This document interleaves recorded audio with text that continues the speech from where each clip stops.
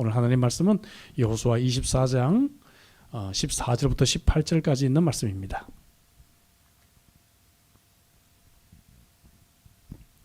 제가 진 성경 359쪽 여호수아 24장 14절부터 18절까지 한 절씩 교독하겠습니다. 14절 제가 읽습니다. 그러므로 이제는 여호와를 경외하며 온전함과 진실함으로 그를 섬기라. 너희의 조상들이 강 저쪽과 애굽에서 섬기던 신들을 치워버리고 여호와만 섬기라. 만일 여호와를 섬기는 것이 너희에게 좋지 않게 보이거든 너희 조상들이 강 저쪽에서 섬기던 신들이든지 또는 너희가 거주하는 땅에 있는 아모리 족속의 신들이든지 너희가 섬길 자를 오늘 택하라. 오직 나와 내 집은 여호와를 섬기겠노라 하니. 백성이 대답하여 이르되 우리가 결단코 여호와를 버리고 다른 신들을 섬기기를 하지 아니하오리니 이는 우리 하나님 여호와께서 친히 우리와 우리 조상들을 인도하여 애굽 땅 종 되었던 집에서 올라오게 하시고 우리 목전에서 그 큰 이적들을 행하시고 우리가 행한 모든 길과 우리가 지나온 모든 백성들 중에서 우리를 보호하셨음이며 다 같이 여호와께서 또 모든 백성들과 이 땅에 거주하던 아모리 족속을 우리 앞에서 쫓아내셨음이라. 그러므로 우리도 여호와를 섬기리니 그는 우리 하나님이 신이다 하니라. 아멘. 자, 여러분 각자의 또 처소에서 함께 예배드리는 줄 믿습니다.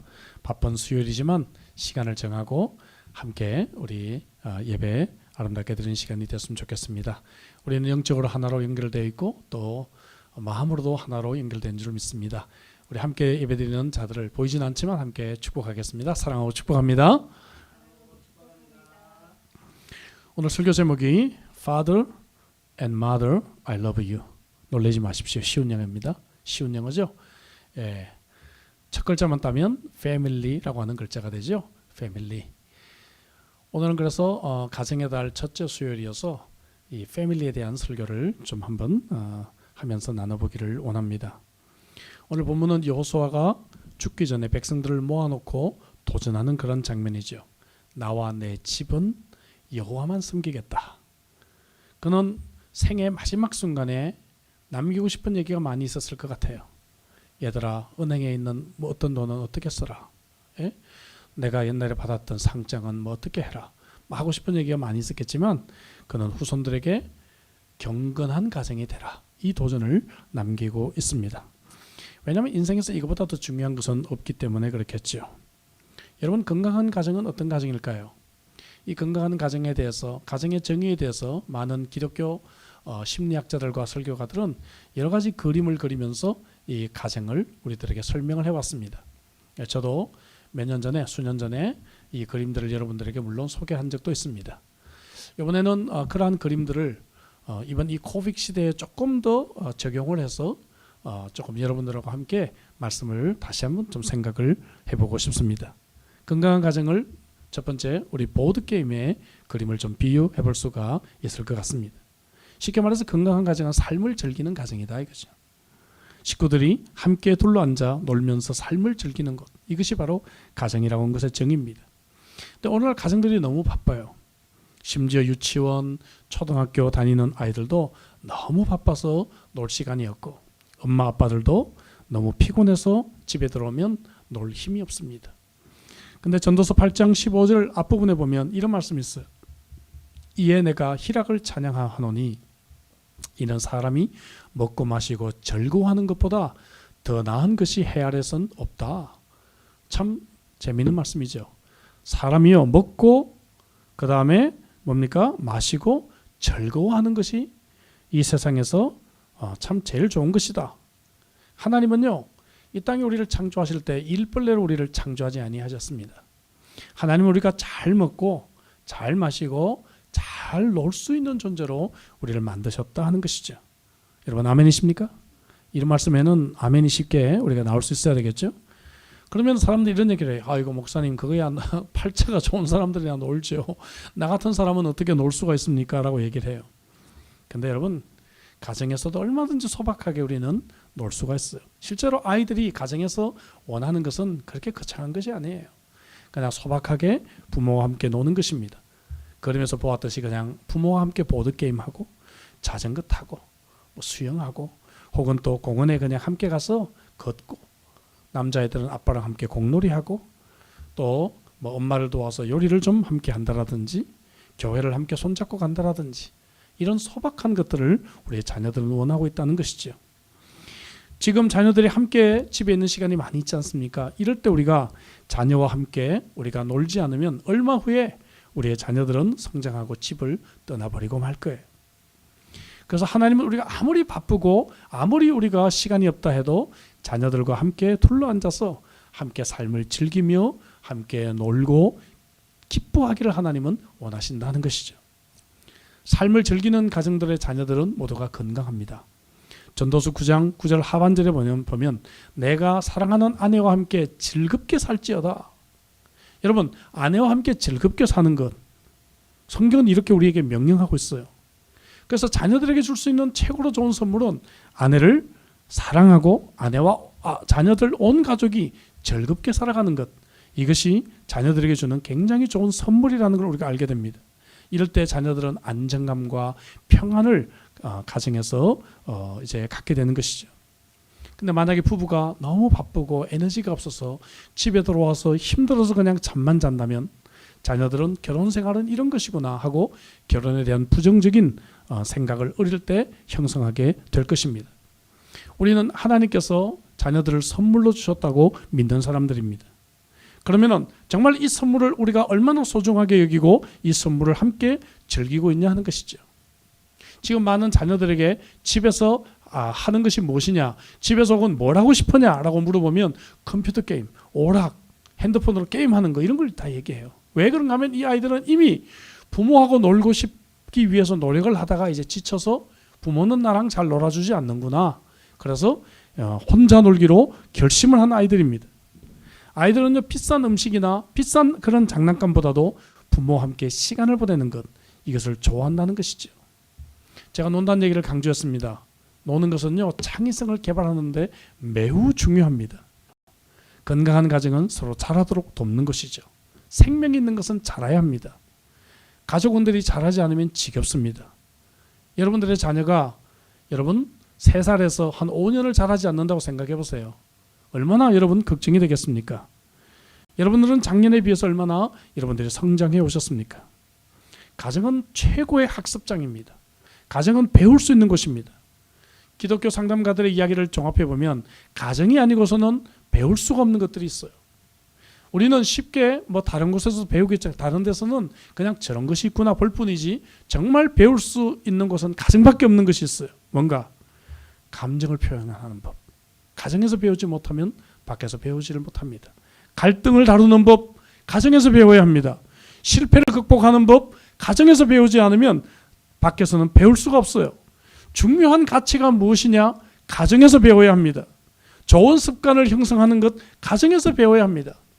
이런 것들을 가정에서 배우지 않고는 절대로 밖에서는 배워지지 않는다라고 전문가들은 말을 하고 있어요.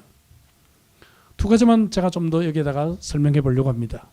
자녀들은 가정에서 성공과 실패를 다루는 법을 배울 수 있어야 합니다. 성공과 실패를 다루는 법. 여러분 어렸을 때 주사위 놀이 해보셨죠? 주사위를 던져서 사다리를 타면 높이 올라가고 이제 뱀을 만나면 밑으로 쭉 내려오는 거예요. 여러분 이거 누가 만들었는지 탁월한 놀이입니다.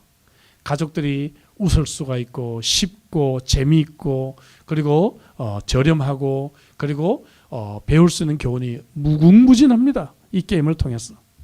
이게 인생을 비유하고 있죠. 어른이라고 아이보다 잘하라는 보장이 있는 것도 아니에요. 학위가 필요한 것도 아닙니다.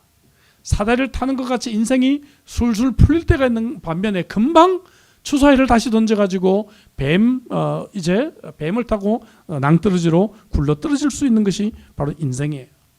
다른 사람들보다 좀 앞서간다고 교만할 수가 없는 것이 인생입니다. 또 좀 뒤처진다고 해서 인생을 포기할 필요가 없는 것이 인생입니다.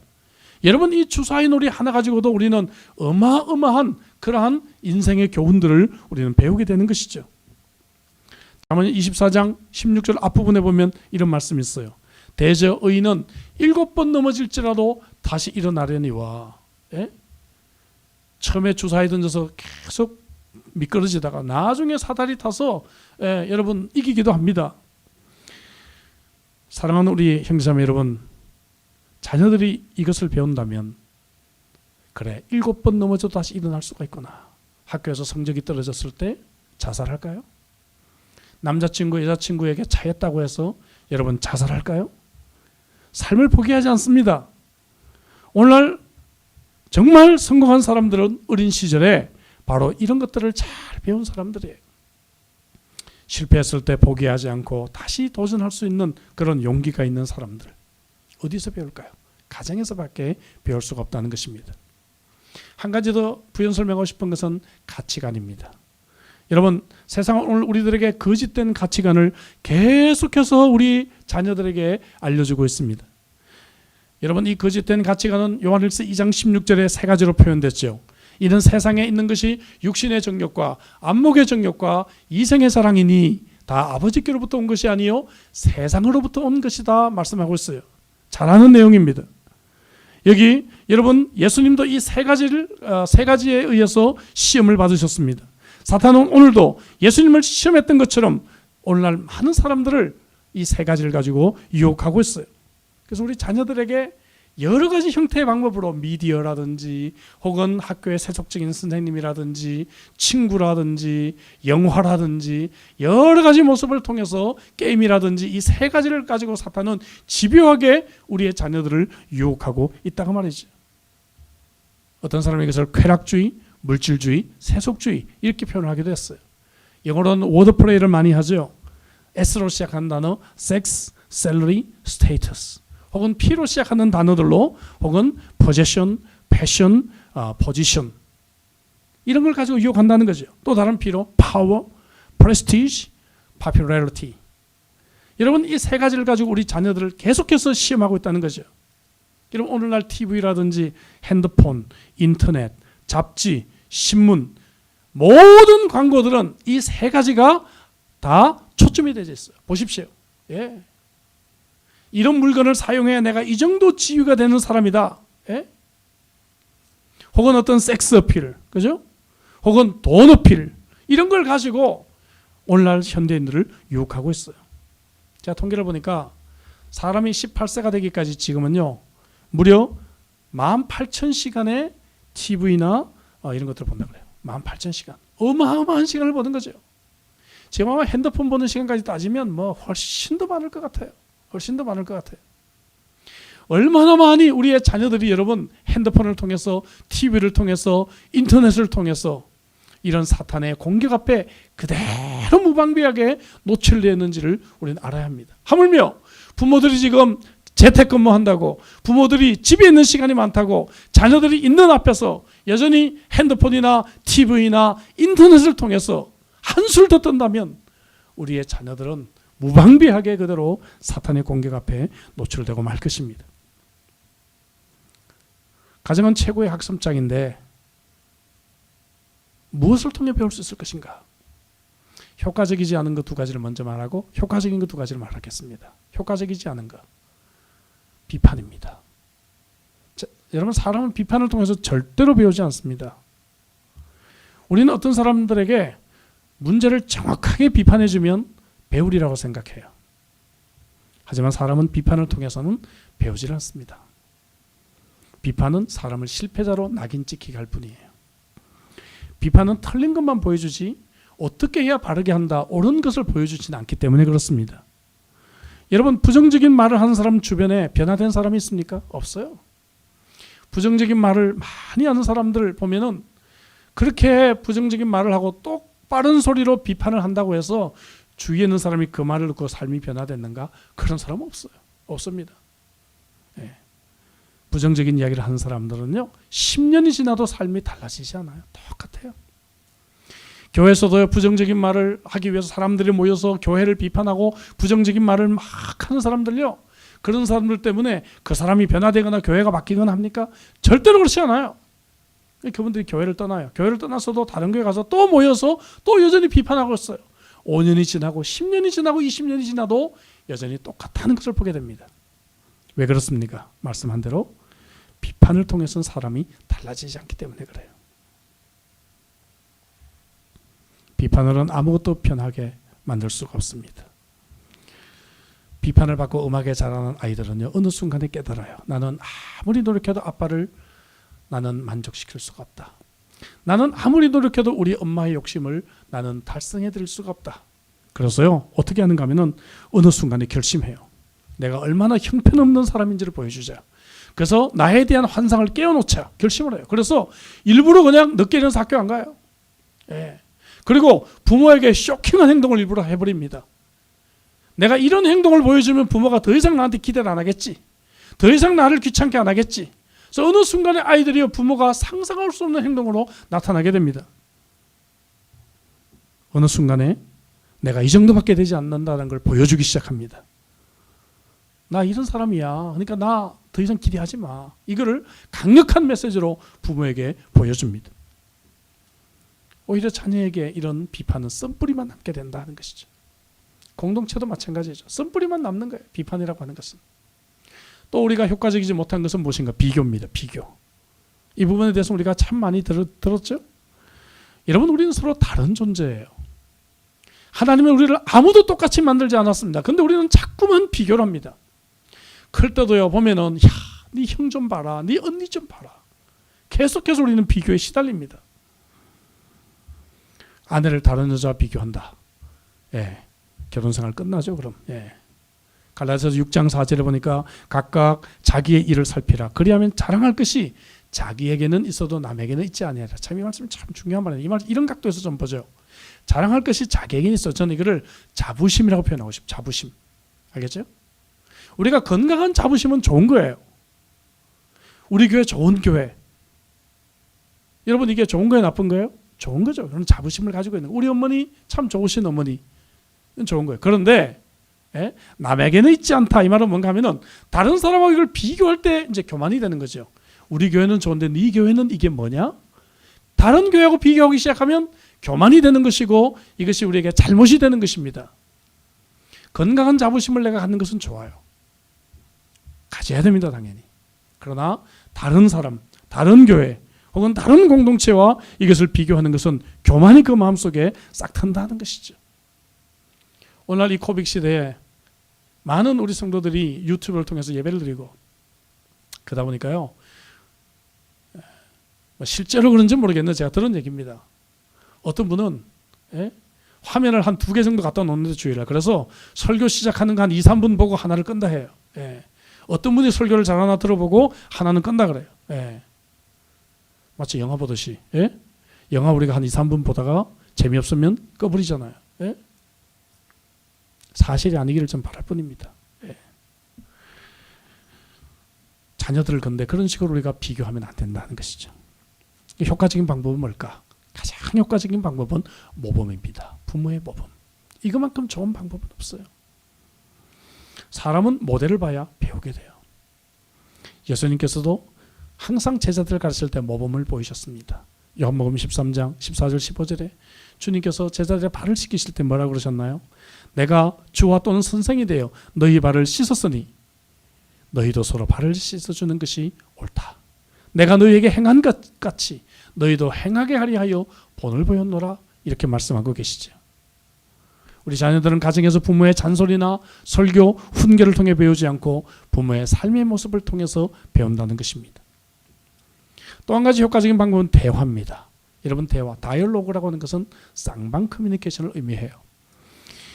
여러분, 우리는 이런 대화를 통해서 부모의 지혜를 전수하게 됩니다. 그런데 불행하게도 오늘날 자녀와 대화한다고 하는 사람들의 그 대화의 내용을 보면 대화가 아니라 일방적인 그러한 통보, 비판입니다. 숙제를 했니? 공부를 했니? 내 시킨 거 다 했어? 일방적인 이야기들이죠. 대화가 아니죠. 인생에서 정말 중요한 것들에 대해서 자녀와 함께 진지한 대화를 해보았는가? 내가 이야기하는 시간의 분량만큼 자녀의 이야기를 경청해 보았는가? 그래야 대화라고 말할 수가 있겠지. 신명기 6장 7절에 내 자녀에게 부지런히 가르치며 집에 앉았을 때든지 길을 갈 때든지 누워 있을 때든지 일어날 때든지 이 말씀을 강론할 것이며 라고 말씀하고 있어요. 자녀들의 삶의 모든 순간마다 하나님의 말씀을 가지고 가르치고 하나님의 말씀을 가지고 대화를 해라, 그 말이죠. 가정은 최고의 학습장입니다. 가정은 물조력입니다. 세 번째 그림을 우리가 함께 보죠. 세 번째 그림은 우비입니다. 우비. 비 올 때 입는 것이 우비예요. 왜? 우비는 우리에게 보호를 상징한다 그 말이죠. 서로 보호한다. 마태복음 5장 45절 하반절에 보면 하나님이 그 해를 악인과 선인에게 비추시듯이 비를 또한 의로운 자와 불의한 자들에게 내리신다라는 말씀이 있어요.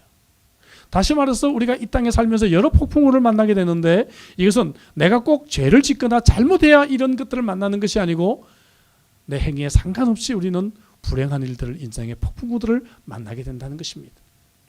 모범 운전자라 할지라도 여러분 졸음 운전을 하는 버스 운전하는 운전사 때문에 뒤에서 추돌을 당해가지고 세상을 떠나는 이런 슬픈 일들이 이 세상에서는 발생한다는 것입니다. 죄의 영향 때문에 우리 가족들이 인생에서 폭풍을 얼마든지 만날 수가 있어요. 당장 우리가 지금 육체적인 질병 때문에 폭풍을 만난 우리의 가족들이 얼마나 많이 있습니까? 전 세계적으로 얼마나 많은 사람들이 이 코빅 때문에 세상을 떠났고 지금도 확진자가 되어서 병원에서 가정에서 격리된 채 여러분 그렇게 고통스럽게 시간을 보내고 있습니까? 경제적인 폭풍우를 이번에 코빅 때문에 얼마나 많이 만났습니까? 사업에 여러 가지 큰 실패를 맛보고 직장에서 실직을 당한 그러한 가장의 심정을 누가 이해해 줄 수 있단 말입니까? 감정의 폭풍우를 만났고 관계의 폭풍우를 만났고 여러 가지 우리는 인생에서 실패의 폭풍우를 만나게 된다 이거죠. 폭풍우를 만난 사람에게는 비판이 필요한 것이 아니라 여러분 우비가 필요합니다. 잊지 마십시오. 우리는 실패한 사람에게 가서 자꾸만 말대꾸를 해줘요. 자꾸만 네가 왜 실패했는지를 알려줘요. 여러분 그것이 무슨 소용이 있단 말이에요. 지금 실패의 순간에 비를 맞고 있는 사람에게 왜 내가 우비를 입고 가라고 했더니 안 가져갔냐고 호통을 치는 것이 무슨 소용이 있습니까? 당장은 우비를 입혀주는 것이 중요하죠. 이렇게 폭풍 속에서 서로 보호하는 가정. 성경은 전도서 4장 9절 10절에서 두세 사람이 함께 있는 것이 여러분 얼마나 유익한 것인가. 한 사람이 넘어지면 이 사람을 세워줄 수 있다. 그렇게 말씀하고 있지 않습니까? 어떤 때는 자녀가 폭풍을 만났을 때 부모가 우비를 입혀주고 어떨 때는 어머니가 예기치 않은 장애를 만나서 어려움이 있을 때 아버지와 자녀들이 우비를 입혀주고 아버지가 세상에서 여러 가지 실직을 당하거나 고통을 만났을 때 어머니와 자녀들이 아버지에게도 우비를 입혀줄 수 있는 그러한 가정, 이러한 가정이 건강한 가정이죠.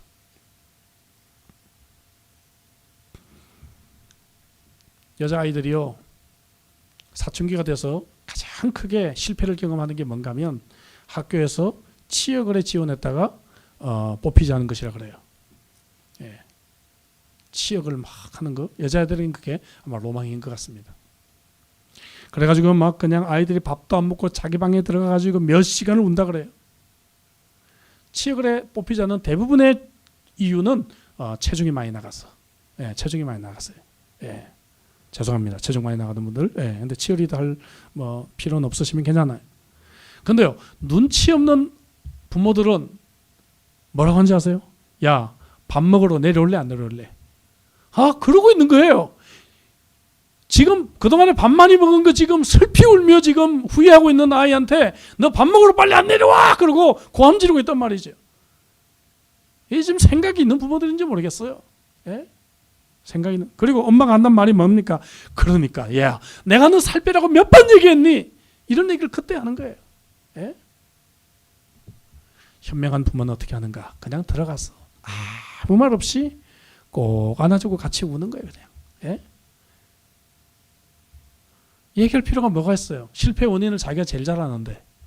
그렇지 않습니까? 예. 그 순간엔 그죠? 옆에 앉아서 함께 그냥 울어주고 함께 있어주는 거예요. 아무 말 없이. 예.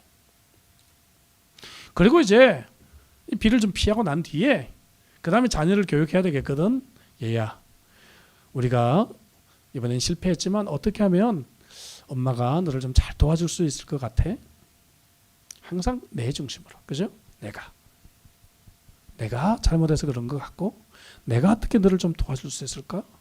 예. 이렇게 접근하는 그러한 부모들에게는 이 아이들이 여러분 이 어려운 폭풍을 통해서 또 인생을 배우게 된다는 것입니다. 시간이 지남에 따라 특별히 자녀들은 성장하고 부모들은 늙어갑니다. 여러분 역할이 바뀌어요. 늙어가는 것도 폭풍우예요, 여러분. 폭풍우입니다. 예, 조금씩 내 신체가 달라지면서요 폭풍우를 경험하게 돼요. 자녀 키우면서 했던 얘기를 그대로 우리가 여러분 우리가 다 듣게 되잖아요. 예. 엄마 길 조심해, 운전 조심해, 엄마 조금씩 먹어, 한꺼번에 먹으면 소화 안 돼. 우리가 이 자녀 키우면서 했던 얘기인데 자녀들에게 그대로 듣고 있습니다. 예? 예. 여러분 역할전이 되는 것도 부모들은 폭풍우를 맞는 거예요. 여러분 이해하셔야 됩니다. 우리의 부모들이 나이가 먹으면서 이런 인생의 폭풍우를 만나고 있구나 이해하셔야 돼요. 잘 돌봐야 됩니다. 성경은 폭풍우를 만난 자기의 가족들을 잘 돌보지 않는 것은 불신자보다 더 악하다. 그렇게 성경은 우리들에게 말하고 있습니다. 잘 돌보는 것. 자, 세 가지 그림을 지금까지 얘기했어요. 첫째는 뭐라 그랬죠? 보드게임처럼 삶을 즐겨야 된다. 가정은. 두 번째는 뭘 얘기했죠? 두 번째는 두 번째는 물조리개처럼 서로 가정에서 잘 배워야 된다. 세 번째는 뭐죠? 우비. 그죠? 가정은 잘 폭풍우를 보호하는 것이다 그랬어. 네 번째, 마지막으로 네 번째 그림은 장갑입니다. 장갑. 하나님과 이웃을 숨기는 가정. 예, 장갑이에요. 자, 평범한 가정과 비범한 가정인가의 차이는 바로 이 네 번째 그림에 달려 있습니다. 평범한 가정은요, 일반적인 가정은 자기 가정밖에 몰라요. 자기 가족이 잘 되면 다 되는 거예요.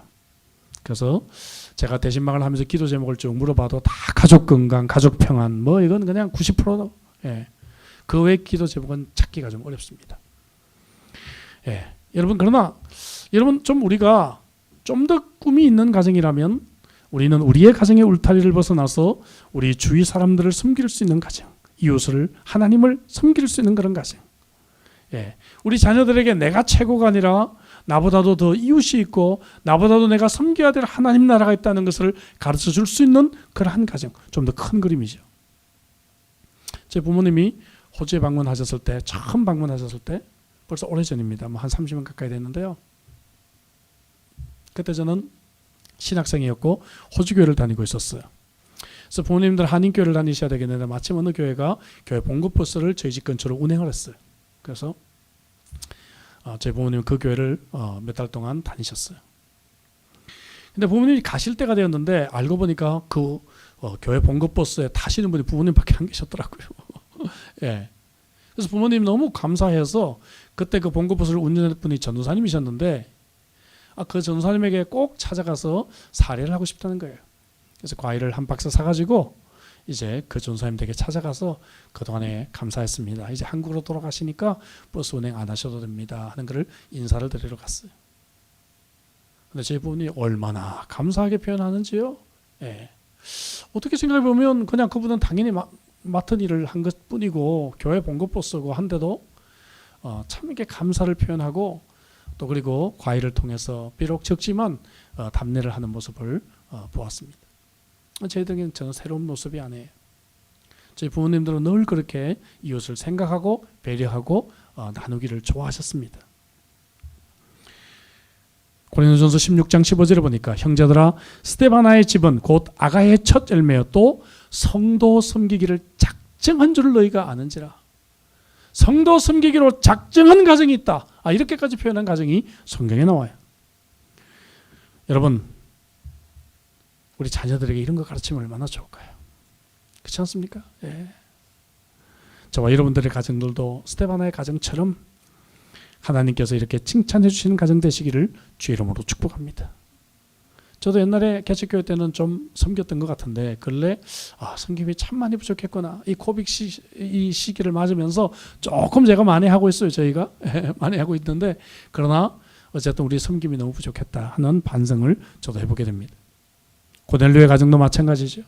사도행전에 보면 그가 경건하여 온 지방과 더불어 하나님을 경외하며 백성들을 많이 구제하고 하나님께 항상 기도하더니 경건하고 그리고 이웃을 잘 섬겼던 그러한 가정입니다. 경건한 가정의 전통 중에 하나가요. 자녀들이 학교를 졸업하고 난 뒤에 사회생활 첫 걸음을 뗐을 때 그때 받은 월급을 그대로 하나님께 헌금하는 것, 얼마나 멋진 전통인지 알 수 없어요. 예전에 제가 한번 소개했는데 저희 가정에도 역시 전통입니다. 저희 가정의 모든 사람들은 첫 월급을 받으면 첫 번째는 무조건 다 헌금을 해요. 두 번째 헌금을 받으면 월급을 받으면 두 번째 헌금 가지고는 부모님에게 드립니다. 헌금 떼고. 이제 세 번째 월급부터 자기가 이 헌금 이 수입을 자기가 관리하게 돼 있어요. 전통입니다. 전통. 예. 이것을 통해서요. 이 세상에 나만 있는 것이 아니구나. 내가 벌었다고 해서 이것이 내 돈이 아니구나. 이것을 가르치는 그러한 훈련이 되겠죠. 요즘 젊은이들은 얼마나 지출이 많아요.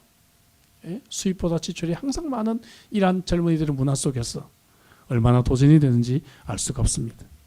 섬기는 법을 배우는 사람들은 행복한 인생입니다. 인생을 돌아보세요. 내가 섬김을 받을 때 행복했나요? 그렇지 않아요. 내가 남을 섬길 때 훨씬 더 행복합니다. 훨씬 더 행복합니다. 이것을 우리의 자녀들에게 가르칠 수 있어야 되겠다는 것입니다. 말씀을 좀 정리하려고 합니다. 건강한 가정은 저절로 되지 않아요. 건강한 가정은 결심이 필요합니다. 행동이 필요합니다. 그것은 바로 오늘 본문처럼 가정이 하나님을 섬기기로 결심할 때, 그리고 그것을 위해 가슴에 품고 기도할 때 하나님은 그렇게 살아갈 수 있는 힘도 주시고 지혜도 주시고 길도 주십니다. 그래서 여호수아가 오늘 죽기 전에 이스라엘 백성들에게 결단해라. 하나님만 섬기겠다고 결단해라. 그렇게 백성들을 재촉하고 있는 것이죠. 오늘 보면 15절에 보니까 만일 여호와를 섬기는 것이 너희에게 좋지 않게 보이거든 너희 조상들이 강 저쪽에서 섬기던 신들이든지 또는 너희가 거주하는 땅에 있는 아모리 족속의 신들이든지 너희가 섬길 자를 오늘 택하라. 오직 나와 내 집은 여호와를 섬기겠노라. 여호와를 섬기겠노라. 사랑하는 성도 여러분, 여러분들도 여호와만 섬기기로 오늘 작정하는 가정이 되시기를 바랍니다. 코빅 시기에 여러분, 이 시기야말로 하나님께서 자녀들과 함께하는 시간을 많이 주셨어요. 많은 사람들이 가정으로 돌아왔습니다. 제가 지난주 칼럼에서 썼듯이, 그리고 또 제가 이번에 어느 크리스천 잡지에도 기고를 했듯이 이 코빅 시기에 많은 것이 되돌아가고 있어요. 중국에 있던 공장들이 미국으로 돌아가고 한국으로 돌아가고 있어요. 예. 작은 일이라고 생각하고, 예?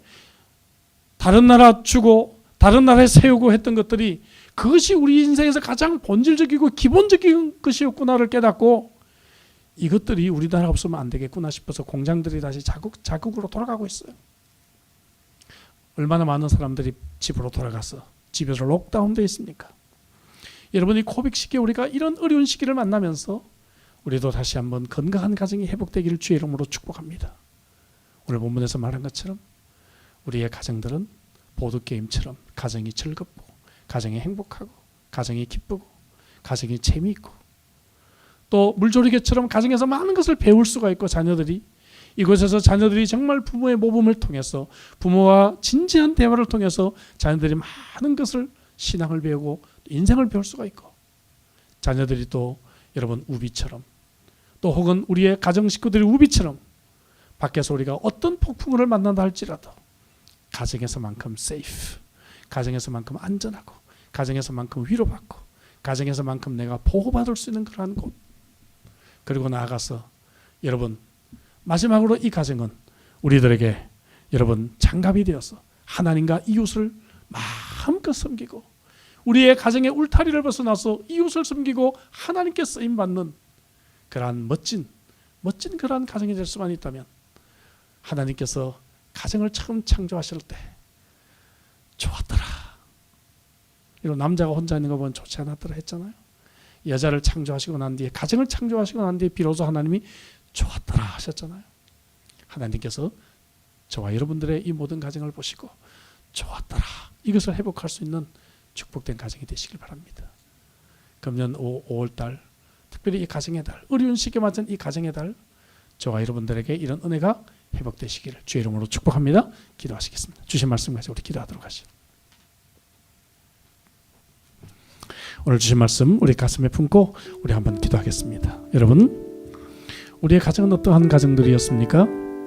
그동안에 우리 자녀가 무엇을 하는지 잘 알지 못하고 그저 학교 공부는 학교에 맡겨놓고 취미나 보충 수업은 학원에 맡겨놓고 영적인 공부는 썬데이스쿨 주일학교 교회에 맡겨놓고 자녀가 뭘 하는지 그저 핸드폰 들고 그냥 자기 방에 들어가면 끝, 이것으로 우리 가정생활을 해오지 않았습니까? 이제 오늘 주신 말씀 가지고 우리가 다시 한번 우리의 가정이 이처럼 건강한 가정으로 세워지기를 위해서 같이 한번 통성으로 기도하며 이번 이 코빅 시기가 우리의 가정들이 다시 본질이 회복되는 축복이 있게 해달라고 같이 한번 기도하겠습니다. 기도하시겠습니다.